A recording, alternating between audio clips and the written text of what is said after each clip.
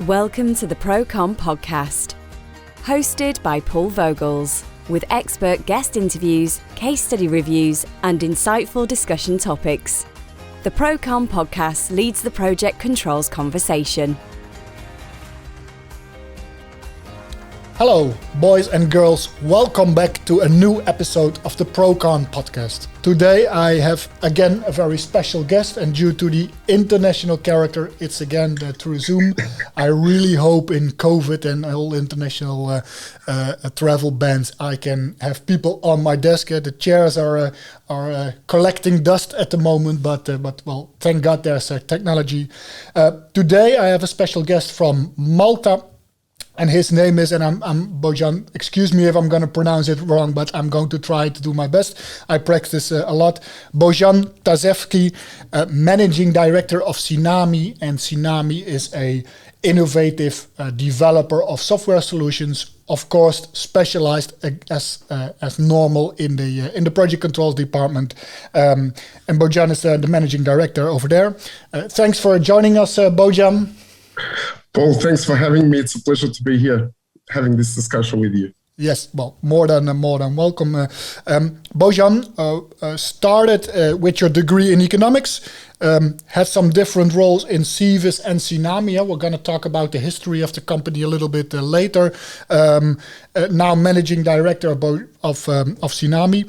Can you tell me a little bit on your background and how did you roll into this job as a managing director of a software company with an economics degree? Now you brought me back to the steps when I was a little kid, to be honest. So basically, I grew up in Australia, where I finished my elementary and secondary school. So from that very beginning, I was pretty much a techie guy, having those Commodore 64s, then the Pentium 248s, or I don't even remember what they're called. And what really intrigued me was when we got that internet connection, with the dial-up modem where you could hear that shing, shing, shing noise. Yeah. So, I was fascinated by the speed of which information was shared within the world. And it just revolutionized pretty much everything from me from that point. Then I moved to Macedonia, where I finished my university in economics. So I have a degree in management. Cevis was, I see it as my first job, was actually my second job. So I worked a little bit in the IT sector prior to joining Cevis.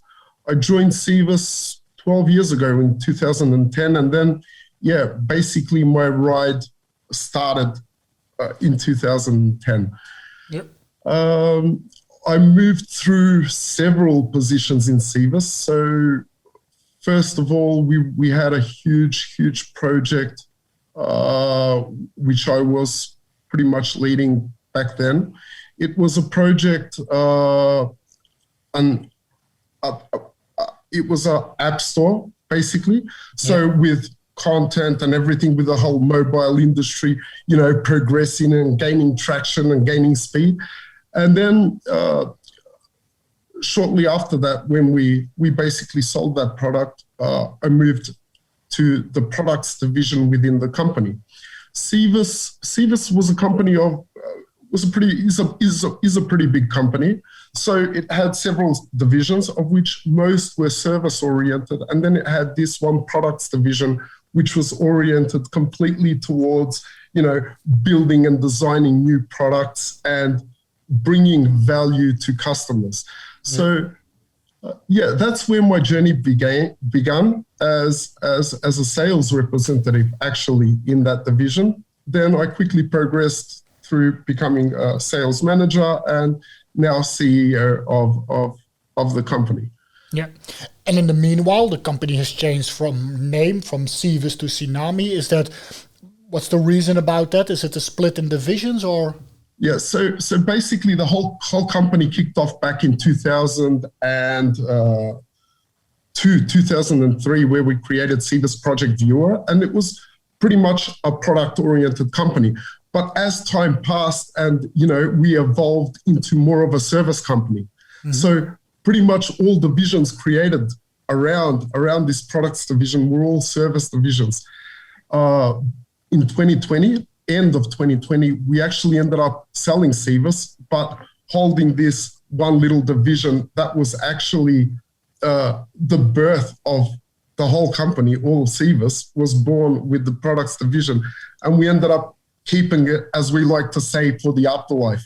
So yeah, now that's the reason of the name change. So we sold Cevus back in 2020, and we continued our operations strictly in the product development business with Synami. Yeah, and if I look at the website, Synami is creating innovative products. You have a range of, I think, 6 products at the website. 3 are more in the general phase. It's about GDPR, it's about PDFs, it's about mind maps, etc. And while we are here in the PROCON studio, where you have 3 project controls products: Cevus Viewer, Project Viewer, Schedule Reader, and Schedule Cleaner. Very focused on project controls, very focused on scheduling.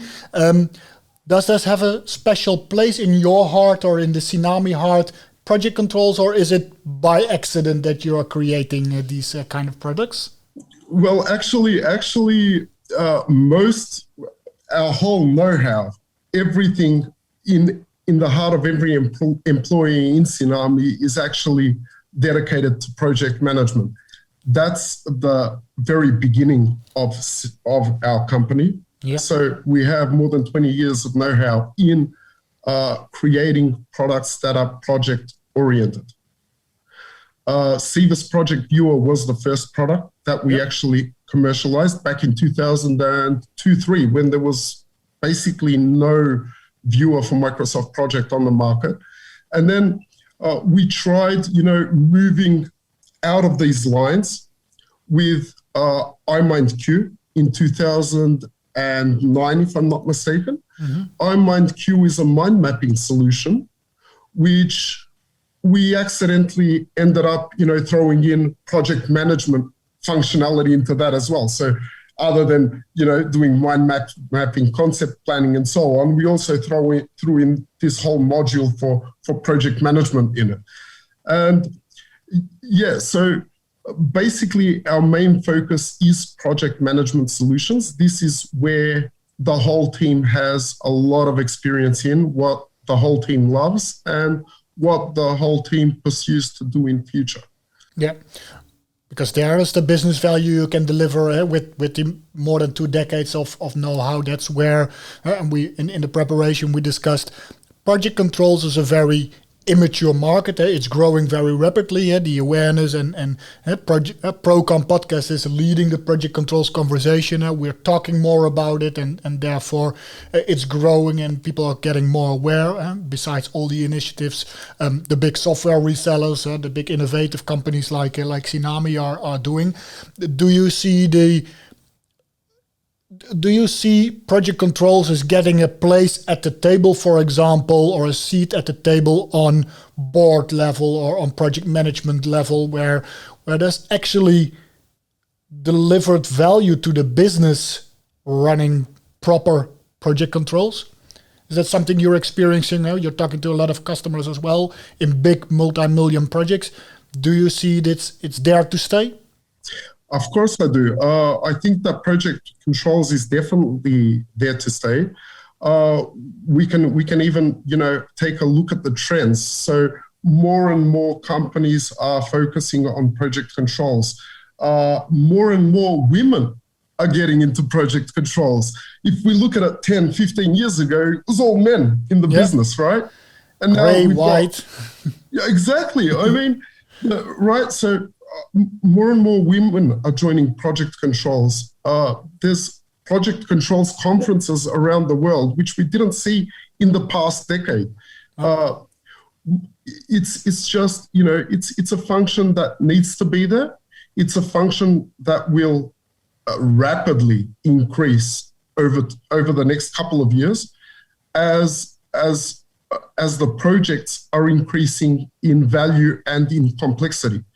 What I see, I mean, at the end of the day, I am a technology guy. I'm not, the expert in project controls. But from my point of view, what I see is 20 years back, the projects were not as complex as the projects are today. If we take a look at them, we were talking about thousands of activities 20 years ago. Now we're talking about projects with hundreds of thousands of activities. And this just brings the additional need for the project controls position in future. And the increased need for the project controls function in the future. The way I see it is the trend is that this need of more complex projects will increase in future. Mm-hmm. I'll bring it back to technology now because I'm a tech guy. With all of the innovation in the technology industry, the owners, homeowners, business owners, architects, they're not increasing the demands for buildings that will bring only utility. But now we're building landmarks. We want those buildings to be unique. Yep. We want those buildings, when someone passes by them, we want their mouths to drop. So all of this is adding complexity to project-oriented companies. Yep. It's adding complexity to the projects, and it's adding the need of project controls. Otherwise, it won't function. Now, and so we are talking always about people, processes, and tools. And are you saying that tools are going to facilitate those people and processes to cut up complex projects? Because you're completely right. It's 100,000 of activities. It's $1 billion plus. It's multi-contractual, international, whatever you can think of nowadays, is a good tool. And for example, I see, for example, the schedule reader or the project viewer, regardless of the tool they are getting their data from, it's bringing the value from a 100,000 activity schedule to a business owner to see, okay, what does he want to see? Well, he wants to see if he's on track or not. It's only a red light or a green light. He doesn't want to see 100,000 activities. Are your products facilitating those stakeholders to consume project controls, to consume complex projects in a very simple, technology-driven way? Yes, of course. So what we're currently doing is what Synami has been working for the past 20 years is creating viewers in which to bring efficiency and effectiveness to the whole project management ecosystem. So yep. It's not just a viewer. It's also an analyzer. We provide S-curves. We provide reports. We provide all different kinds of layouts. So basically, yes, how we see it is it's not just project management shouldn't be for just one group of people. It should create an ecosystem in which all project participants can view, can see what's going on, yep. And to basically ease the process of getting their jobs done. Yeah, I'm going to tease you a little bit. Why is Microsoft and Oracle, for example, because you're really focused on Microsoft projects and Oracle Primavera, why are those two big tech guys, and I assume they have a little bit more developers than Synami has, why aren't they doing that? Why does a really good company from Malta needs to pick up the glove, which two of the biggest IT guys are leaving behind? So basically, okay. So the way I see it is we're not in competition with Oracle and Microsoft.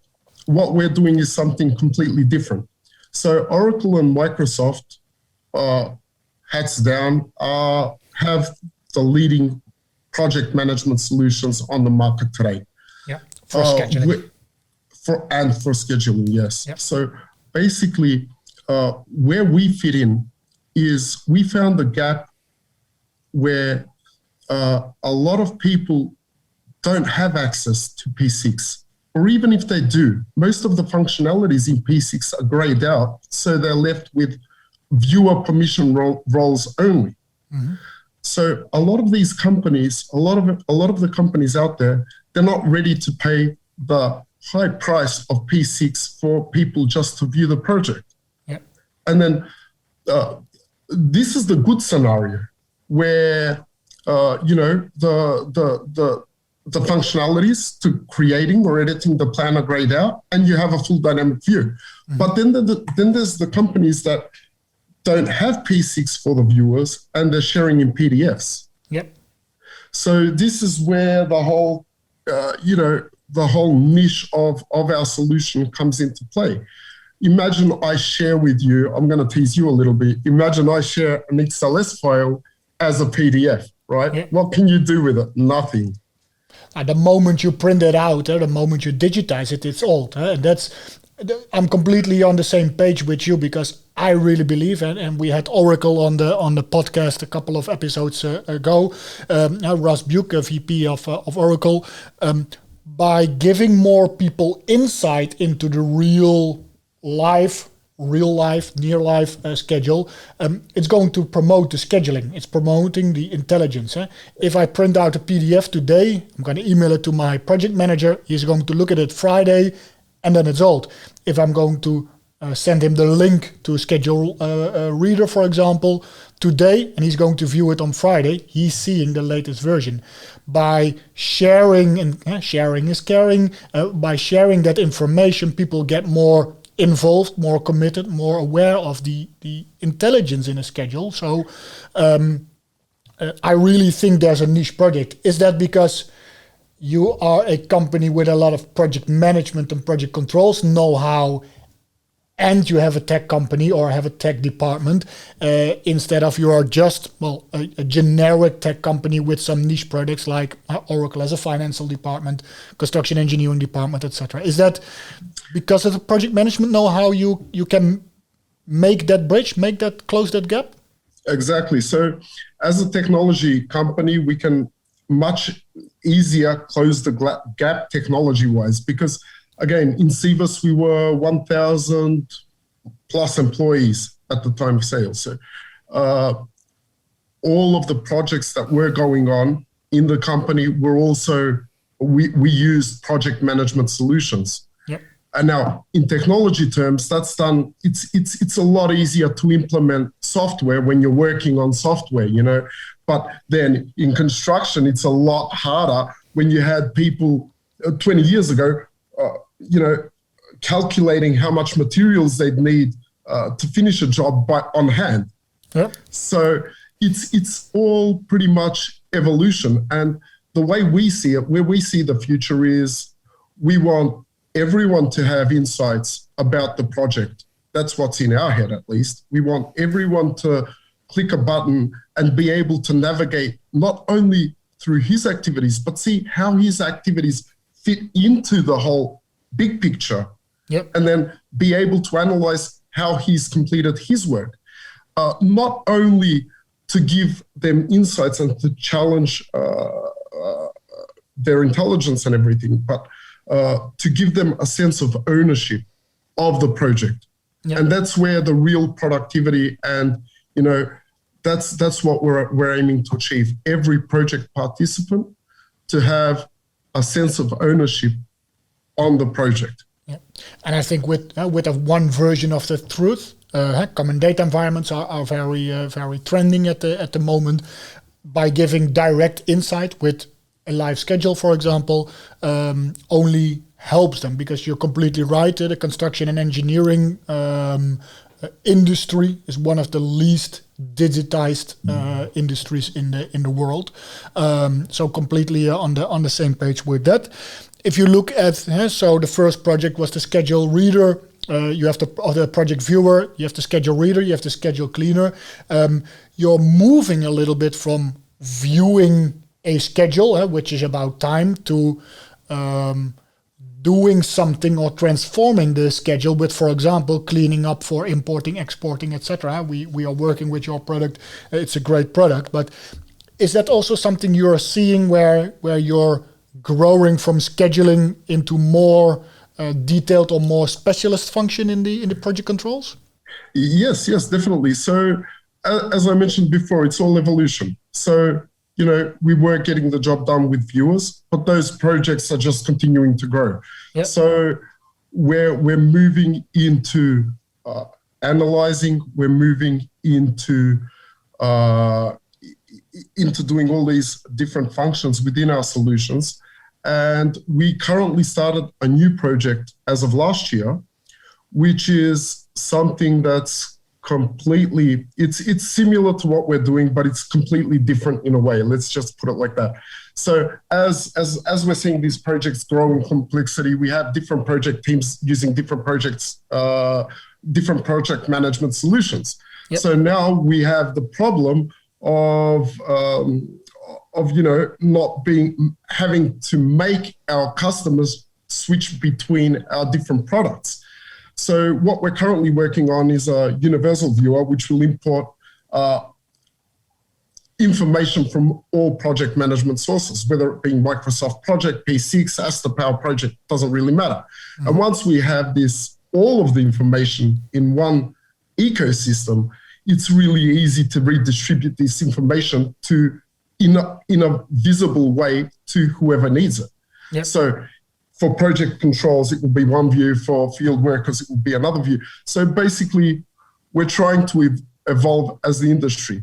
Now that you mentioned schedule cleaner, for example, yes, it's a bit different to what we have been doing in the past. And actually, the need of schedule cleaner came out with all the sales that we were doing with schedule reader. Yep. So basically, our customers started coming back to us and saying, we want to share the information with the team, but we don't want to share all of the information with the team. So we quickly worked on Schedule Cleaner. We created that with our aim to only clean certain sensitive information from that project file before sharing it on. Yep. And then when commercializing it, when going out to the market, we found that we're actually satisfying another huge need, and that's when the need for when importing someone from someone else's P6 database, when importing an XCR, we didn't even know that we would resolve contaminating your own database, for example. Mm-hmm. So that product grew from something that was only meant to clear sensitive data to a product that now enables you to import an XCR that you receive from a contractor, for example, without contaminating your database. Yeah, and is that if you look at Synami, you have a worldwide span with specialists for the US, with specialists for the European region, etc. You're a born Aussie now living in Malta. Is that when you look at Synami right now, it's 45, 50 people big. It's a big company, I think, for a niche product. It's a very specialized company. Is that also the strength you're saying, because you have ears all over the world and the flexibility to steer against trends, or if a customer from the US or a big customer worldwide is asking you something, can you clean this XCR, for example, that you have the flexibility or the agility in your Synami company to make what he is asking? Because if they would have asked the same question to Microsoft, they probably would have said, well, we can't change it just for you, Mr. Customer. Yeah, so that's in our nature as a company. We're a really, really, really customer-driven company. So we like to hear the feedback that we get from our customers, yep, and we want to implement that into our solutions. So yes, we're basically, the strategy of Synami is to be regionally divided. So we have account managers working on specific regions of the world, yep, and they've been doing that for the past 10 years. So, they have, we've got a lot of friendships, a lot of partnerships around the world, a lot of people giving us feedback. And what we love to do is, collect all that feedback, put it on paper, sit down with the team and discuss what to implement. Because at the end of the day, all of this feedback that we are receiving is to make the customer's life easier than it already is with our solutions. Yeah. So yeah, our ears are basically mainly towards the customers, and we like to do that in a regional way. So yeah, and so it can happen that, for example, one request from one customer is going to be a feature for the rest of your roadmap for the next version. Definitely. I mean, our customers are the people with the hands-on experience. You can read as much as you want about project controls. You can read every book out there, but until you get the hands-on experience, you don't know how the solution will actually help someone that's out there doing those projects. Yeah, like the English say, the proof of the pudding is by eating it. Exactly. So yeah, we love to work with our partners. We love to work with our customers. Every customer request is taken up by the team and reviewed thoroughly. Mm-hmm. And decisions are brought in which direction the product will evolve in future. Yeah. Everybody is saying that. Do you have a real life example of a what's coming from a customer and is live for everybody now or in the near future? Of course. So Schedule Reader is an example of that. So we were doing Siva's Project Viewer, which was also a customer request. Yep.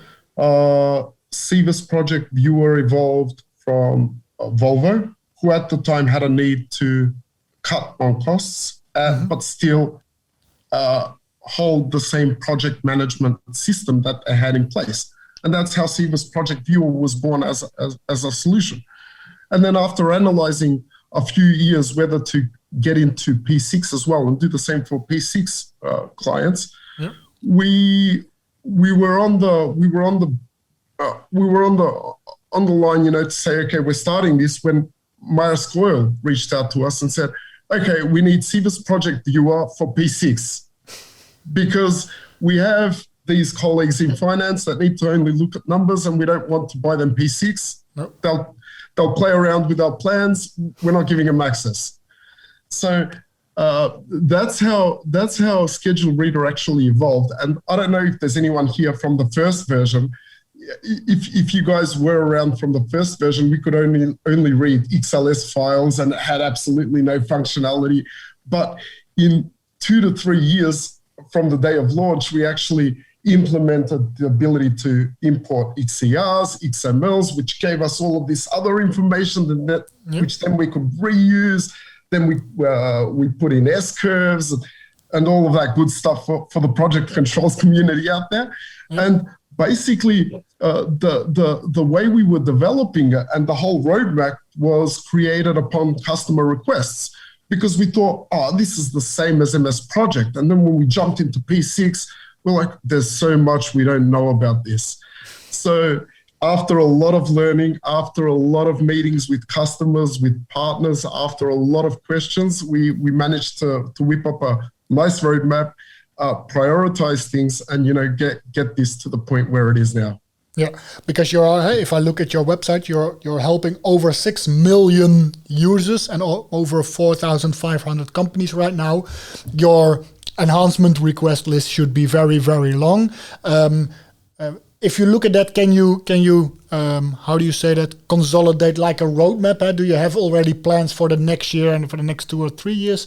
And I know roadmaps are always tricky to talk about because you don't want to promise things you haven't built yet. But can you take us a little bit into where are you moving to? You told us about the one tool who rules them all, Microsoft and P6 in one tool. Is there another trend you're going to follow the next years? Yes, so in the next years, we plan to move a lot towards cloud solutions, because until now, our solutions were desktop solutions. Our plans for the future is to move to cloud solutions. As I mentioned before, we are in production of the Universal Viewer, which will enable our customers to import all project information, not only from project management solutions, but from external sources as well. So you'll be able to import weather information. You'll be able to import all different types of information, consolidate all of this information, and present it in one view for everyone to read and understand. From here, to move forward and reuse this information to present different participants in the projects different views they need to successfully complete their jobs and their tasks. And we are also looking into the possibilities. We're not looking into the possibilities. We're looking into ways to make collaboration possible in this whole space, because with the COVID-19 crisis, we learned that, collaboration is a big thing, and the whole hype of collaboration has just fast forwarded 20 years forward. So yeah, because now we have to collaborate on you're working from home. This is the first time since months I'm back at the office. It pushed us into tech driven collaboration. Is it in a way helping the need for your collaborative platform in that way? Of course. So yeah, it definitely pushed us into the need of a technological collaboration. And as human nature, we all have fear of the unknown. We all have fear to do something that we haven't experienced before in our lives. Yep. And COVID-19 proved as a positive thing for the tech industry, because it pushed a lot of companies out of their comfort zone to try new ways of managing things. Yep. And most of them were successful. I mean, there'll always be the need to go out on the field to be with people and everything, but it's all basically evolution. So it definitely helped us a lot to get things moving. Yeah, and we're talking a lot about getting information from different systems, putting information back into these systems. In your first couple of words, you said you were enthusiastic about the sharing of the information. I have seen Schedule Reader, I think it was even called Civis Reader, Primavera Reader back then, version 2.0 of something, growing into the Pro version and more reports, dashboards, etc. Is an interactive, clickable, drillable dashboard also something it's a new way of showing information? Is that what you mean with the sharing of that? Yes, definitely. So first of all, where we see the whole future of our products going. First of all, we see them as products that will allow every participant to have access. So after this, we will definitely work on drilling down into project information. So once we have everything in this platform, in this ecosystem, it will be very easy for us to, take analysis out of this information, drill down into specific activities, tasks, so on and so forth, and basically allow any participant to get the information they need. Yeah, and I think that's and I'm always saying this, and episode number 15 or 16, which we're recording now, is no exception to that. It's about people, it's about processes, it's about tools. So once you have a real good tool to get all the information, that's where the facilitating process is coming into place, that you want to enforce people, reinforce processes to say, okay, now you have this information, you see the analysis, you see the what we like to call actionable information, and then you need to act on it. So then some people need to do a process to request an RFQ or talk to a project manager or escalate something as well, and probably buy the tool, getting that information back to all the stakeholders. Bojan, to finish up, I think Synami earned its place in the project controls information by having a real good tech platform, which you're building out to cloud and to SaaS and all these kind of things. Listen to the customer, because that's something which you only can do by having the will to listen. You can listen to as a marketing thing, but also to improve your solution, and also have the project controls know-how in your company for 20 years. One other cliche of the PROCON podcast, we can talk about it for hours. We're almost hitting 45 minutes right now, so we really need to end up. A question, and it's also a tricky question because we want to challenge each other. Where is Synami in 3 years?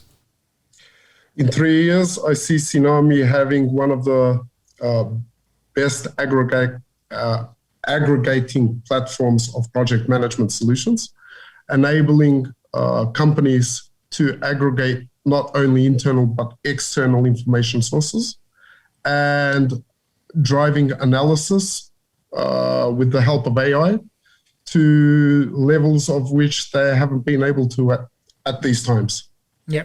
Okay, and to help the project controls community, I think, and to even, I think you're even helping Oracle, Microsoft, and all these kind of guys to be aware of a real project controls or real scheduling tool is a must-have for a complete project controls department. Definitely. Yeah. Okay. Well, Bojan, thank you very much for joining me from Malta all the way into Rotterdam via our live podcast. Technology is my heart is ticking. I've been working with the Pentium 268s and 8068s even. So I know your tick on that. I have the same enthusiastic approach on that. Thank you very much, Bojan Tasevski. I'm going to pronounce it one more time. Practice it a lot. Managing Director Synami, one of the innovative product developers on project controls. Thank you for being on the podcast. Hope to see you soon. Hope to talk to you soon and meet each other real life. That hasn't been up yet. Thank you very much, Bojan, for joining us. Thanks, Paul and Primaned, for having me, and thank you for all the viewers of this. Yes, thank you very much. It's a pleasure. Cheers. One last remark to all our viewers and listeners. Everybody can tune in on proconpodcast.com. Listen to this through Apple, Spotify, Google, whatever you use. Technology is at your hands. In the PROCON podcast, we are leading the project controls conversation. We invite everybody, and if it's Volvo or somebody else, more than happy to join us on the PROCON podcast to talk about your project. And we're always happy to have you on the show, on the podcast. And for now, thank you for listening, and hope to see you back. Thanks a lot, Bojan, and see you soon, everybody. Thank you. Bye-bye. Thanks for listening to the PROCON podcast. To listen and watch more episodes, you can subscribe and access the resources mentioned in this episode by visiting proconpodcast.com. We look forward to seeing you on our next episode, where we will continue to lead the project controls conversation. The PROCON podcast and the associated resources is published under copyright to Primaned. All rights reserved, no reproduction of this content is permitted.